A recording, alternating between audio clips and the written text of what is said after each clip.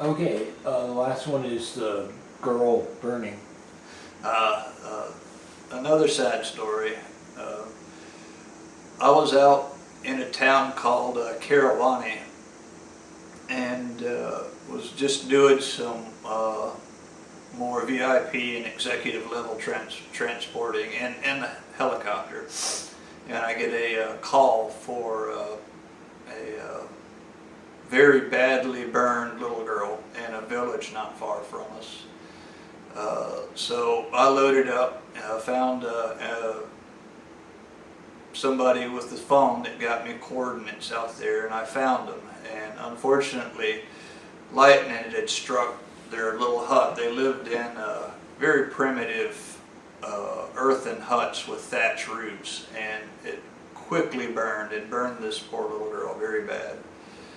So I loaded her and her mom up adjacent to me in my paramedic seat so that she could hold her daughter, and immediately set off for Conakry to the main hospital in town.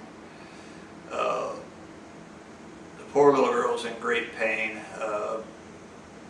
and I got a bit annoyed because the person on board with me, the medical personnel, was reluctant to give her medicine.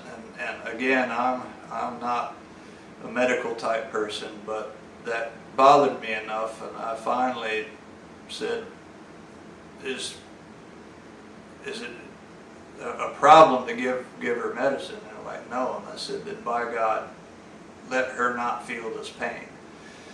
To which they finally did. We made it in. It was a very long flight, about 3 hours back into town. And I stayed there in town with the family.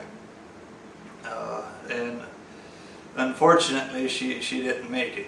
So instead of going right back to work, I stayed there and flew her mom and the remains of the little girl back to the village, and spent that time with them, trying to help them through a really terrible time in their lives. But that was my second medical flight there in Guinea, West Africa, and unfortunately it didn't turn out the way I wanted.